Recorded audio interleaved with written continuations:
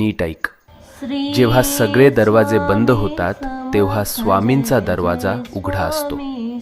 ही वेळ तुझी शिक्षा नाही, ही वेळ तुझी परीक्षा आहे. आणि परीक्षा जितकी मोठी तितकंच फळही मोठं मिळतं. तू रडलेला प्रत्येक अश्रू, तू केलेली प्रत्येक प्रार्थना आणि तू सहन केलेली प्रत्येक वेदना स्वामींनी पाहिली आहे, स्वामींनी ऐकलंय. आणि आता स्वामी सांगत आहेत, बस झालं रडणं, आता उभं राहायची वेळ आली. भूतकाळ तिथेच सोड.